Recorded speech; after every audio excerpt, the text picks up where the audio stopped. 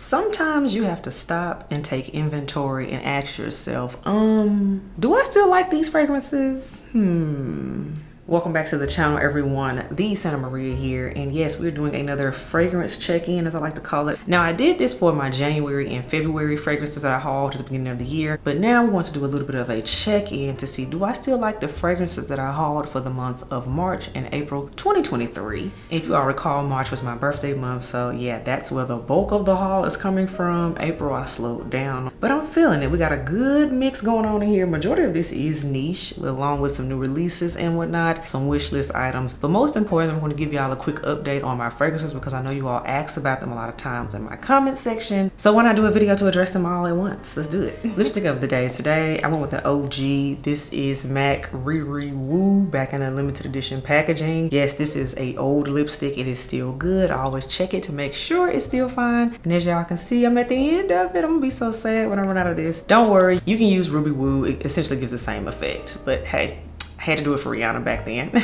Next up, we have fragrance of the day, and this is one of my summer babies I've been excited to wear. I talked about it in another video, and this is Bond No. 9 Sag Harbor. I picked this one up last summer, and yeah, I'm pulling it back out for summer 2023 because it's just different. Ivy, grapes, bay leaves, it's a vibe. Bond No. 9's Sag Harbor. And without further ado, let's get into do I like these fragrances or not. Let's start with the month of March, and this one was actually a blind buy. I was feeling risky in that month. I mean, hey, it was a birthday month, what have you. This is from Tiziana Terenzi, and this is Maroc. Yes, Maroc, you all. This is definitely a sister. It's in the same collection as the very hyped, very loved Tibet, which you all know I do have, but yes, Maroc. Let's talk about you. Yes, this was a blind buy. This fragrance, let me tell you something. The notes intrigued me on this one, that's why I blind bought it. This is Tiziana Terenzi's take on rose and oud, essentially, with a little bit of saffron and nutmeg going on in it. And let me tell you, when I first smelled this, I wasn't ready. I said, oh, wait a minute, this is real strong, this is real potent. They didn't play games. Whereas like its sister Tibet, to me, is more fruity and it's a little bit more easier to wear. Oh, you have to be ready for Maroc, baby. Maroc played no games. And when it dries down, it got all the rose in it, y'all, it's sexy. Ooh, it is sexy. And in fact, I'm willing to say, because I've been wearing it and I've also worn it in mixed settings, and let me tell you something, it's a beast mode fragrance. It's actually a cold weather fragrance, Maroc is. So this is one, that's why you all haven't seen me pull it out as much now, because it is June when I'm filming this. We are literally at the beginning of summer, but Maroc, y'all, cold weather, this is gonna be my scent. Because when I tell you, whenever I did wear it, back when it was still a little bit cooler in the springtime, it got non-stop compliments. Non-stop. I wasn't even looking for it, wasn't fishing for it, minding my business, just out doing what I do, and it stopped the crowd, honey. So let me tell you, like I said, I know we love to bid, and that's great, but when we start moving towards our fall fragrances and things we want to wear for cold weather season, because we all know fall lists and things will be coming sooner than we realize. It's just kind of a thing. But yeah, Maroc, absolutely phenomenal purchase. Hands down, this could possibly be the best blind buy of the year. I know it's only June, we got a whole nother 6 months to go, but I'm willing to put this up there right now as saying this is absolutely one of the best blind buys that I have made of the year. And I'm excited to wear it even more in its real season. But yes, if you're in for the rose and the oud and you want it to be extremely beast mode, Maroc from Tiziana Terenzi. So yes, I love this fragrance. The next fragrance I picked up in the month of March that we're going to talk about, this one was a wish list item, but this one has a story because it was not a love at first sniff, and I'm talking about Nishane's Zenay, y'all. Yes, or Zen. Some people pronounce it either way. Let me know how you pronounce it in the comments. But yes, Zenay or Zen, y'all. So I sampled this one back in my original fragrances I'm currently sampling when I did Nishane. That was my first time experiencing it. And at the time, I was so fixated on Ani and 100 Silent Ways because if we all recall, those were the main two scents that really got a lot of us interested and hyped, and they were definitely hyped up in the fragrance community that made us even care about the brand, right? But I decided to order some other scents along with those because, hey, you can always find a gem. This was one of those fragrances that I also sampled in that video. And at the time, I was like, it's okay. Okay, grapefruit rhubarb situation, little vanilla marshmallow situation base. I don't know how I feel about it. We'll see. Y'all, I threw the sample into my sample jar. I didn't throw it away, and I came back to it like several months later. This is why you don't throw away samples. You always sample them. Maybe you hate them at the moment, but then come back to it later on, because your opinion can change, your nose can change, the season, time of the year can also impact how you feel about a sample. So that's a rule of thumb on that. Because I came back to Zenay, y'all. I was like, wait a minute, I love this. I love this. I need it. And it was funny because this is one of those that's not as readily available and it's harder to find in comparison to its more popular siblings. Think Ani, 100 Salad Ways, Hockey Vibe, all of that, right? No. Zen is good, y'all. It is so good. That vanilla musk base with that tart fruity top. What it was is Zen was ahead of its time. Zenay, y'all, it was ahead of its time. People weren't ready for rhubarb yet and all that, but then hello, people fell in love with Delena. So then now all of a sudden everybody don't mind a rhubarb note and a tarty note, right? So here we are. But yes, Nishane's Zenay. This was not a love at first sniff. This was a, okay, I had to warm up to you, give you some time. This was a slow burn. So absolutely, I'm enjoying this one and I will be wearing it more as we get into the summertime because tardiness is fun. And as always with Nishané, you get longevity. That's just what they do. They just really do that well. So Zen from Nishané, or Zenay, I like it. I'm still digging this one and it's a win. Absolutely. Next up, we're getting a little bougie. Going designer, but in the elevated line. The next fragrance I want to talk about, this is from the house of Chanel and it's from the Les Exclusive line, and this is Chanel Beige. If you all recall, Head Elf did gift me this. This has been a wish list fragrance for at least 3 years because of the honey and the frangipani note. And a lot of people say it's a good summer bridal scent, right? Even though it's funny, by the way, y'all, I'm a fall bride. I am not a summer bride, so. But hey, I was loving this scent 3 years ago and here we are. But I definitely like this scent because of the fact it has a bridal factor, and I agree. Because it's literally meant to mimic the shade and the color of beige. It's supposed to be beige, but in perfume form is the concept behind it. There's some frangipani in here, some honey notes. Very nice. I think there's some orange blossom in here too. Absolutely perfect for summer. This is summer with class and I'm enjoying this. Now this one, I've played with it in the house, but I haven't worn it out yet. So this is one I can't really give a full review on, but the fragrance of it still makes me happy. I have worn it on skin, like in home. So I do like it. I do like it, but I haven't really worn it out yet because to me, Chanel just requires you to be dressed up. I'm sorry. It's really hard to just do Chanel casual in my opinion. Else, let me know. Do y'all feel the same way about Chanel fragrances? It's like I gotta be going somewhere like an event if I'm gonna pull this out. So that's why I haven't just like wore it yet, but we're getting there. Plus it's now the season for it in my opinion, which is summer. So Chanel Beige, I'm still digging you, but of course full wear review, full dedicated review will be coming in its own time. Next up, staying in the Chanel world, we have Chanel Les Exclusive Gardenia. Now this one I have worn out and worn on the body and gotten comments on. You all saw me talk about this when I took it home for Memorial Day. And to be fair, staying in what I say about Chanel, how it requires more of an event or kind of more of a dressy, a little bit more elevated event, not just sweats. I did wear it to church, that type of thing, and I kept it going into the family event. So it kind of had a multifaceted use. But concerning Gardenia, this one is a very fresh daytime scent. This is definitely a spring fragrance in my opinion. But what's interesting about Gardenia is I get soft tuberose more than anything. I don't get Gardenia. That's just not what I get with this scent. So if you're going for a true Gardenia scent and you're expecting it to come from the Chanel Gardenia, I think you're going to be disappointed because it's not that. Luckily, I am a tuberose lover, so I enjoyed this. Now the thing about this one is, like I said, it's a daytime scent. And it also has a little bit of a green opening, so you kind of have to be ready about that, but it's soft, sheer femininity. This one is a lighter wearer in my opinion. I got about 4 hours before I have to update it, spray, refresh the scent. So it's not the longest wearing scent, but it's pleasant and it's pretty. So that's just what it is. Chanel Gardenia, you're okay.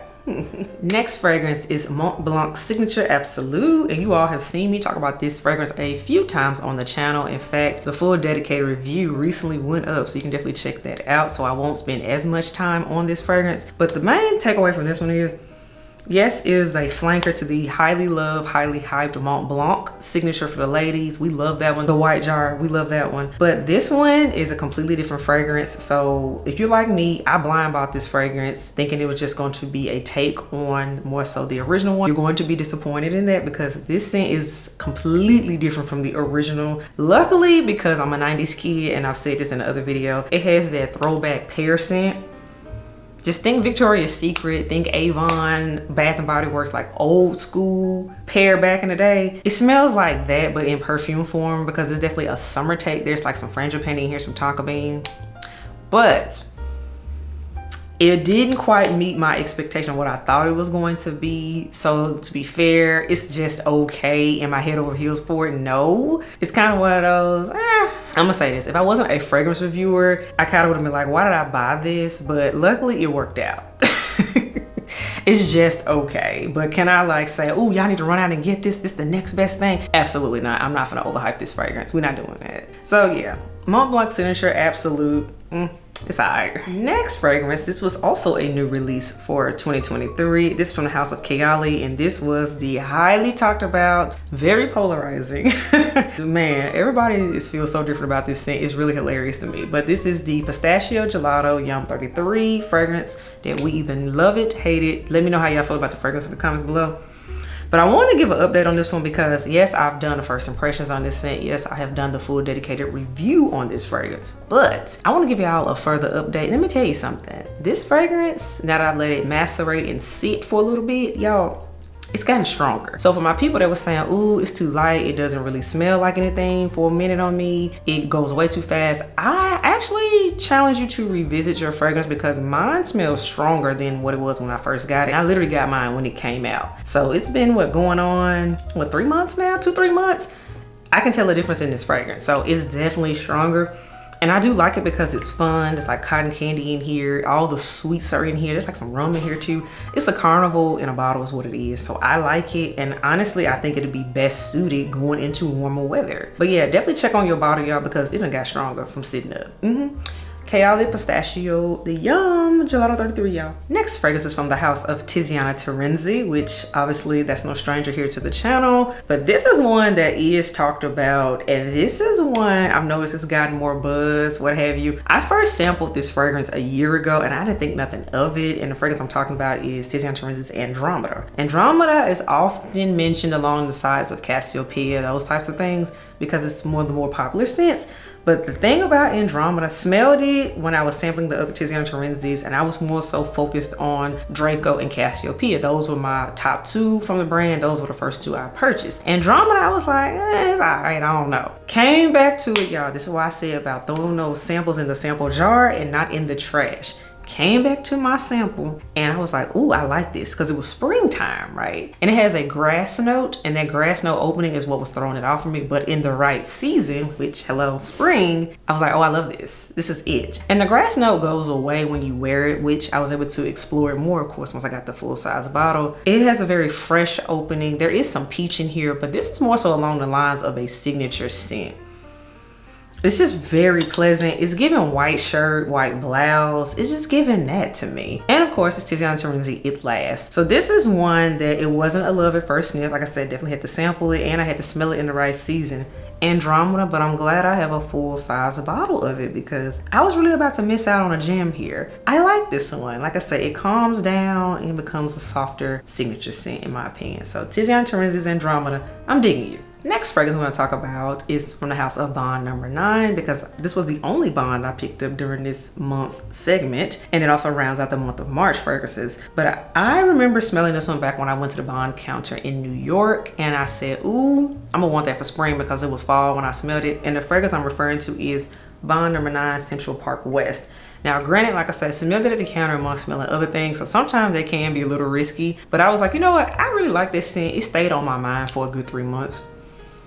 And I'm glad I listened and I ordered a bottle. And y'all, this is the 100 ml, the big daddy of it too. This is all of the florals. It is spring in a bottle. And I keep telling y'all this, if you take nothing from my channel, know that to me, Bond number 9 does spring the absolute best. Nobody is touching that when it comes to spring fragrances. So naturally I had to get a spring Bond, right? Y'all, this is fabulous. Now this one actually does have gardenia in it. It has like a more yellow florals in it. There's a little bit of woodiness, a little powderiness to it. So this is one that you literally smell like a whole garden in a flower basket with with this fragrance. So you have to be ready for it. A little bit on the softer side for us to wear. I don't get a full day out of it, but I get majority of the day, so I'm not mad. But definitely a spring scent, and it's very feminine, like peak femininity in a bottle is what it is. Bottle number 9, Central Park West. I'm enjoying you, and dare I say it, I'm gonna keep wearing you into the summertime, why not?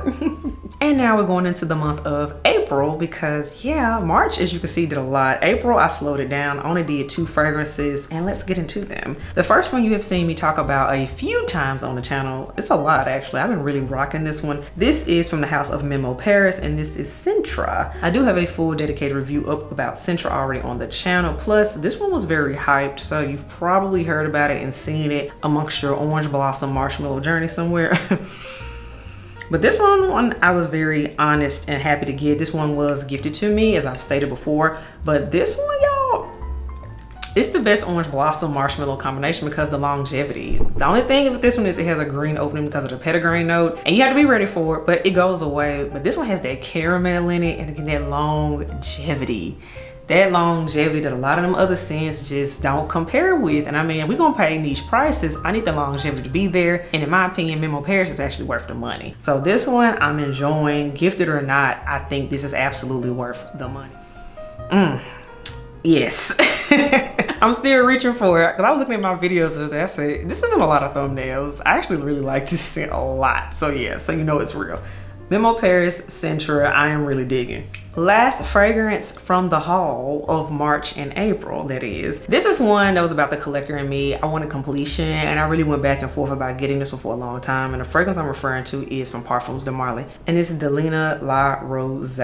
Yes, the 3rd baby sister in the trio of the Delenas. Because you all know I have the OG Delena, which I got first. Then I have the Delena Exclusive, which was second. And then I said, everybody kept saying how amazing the La Rose is, which I had sampled it and sprayed it multiple times in store, so no, it was not a blind buy. I said, all right, I'm gonna go and get it.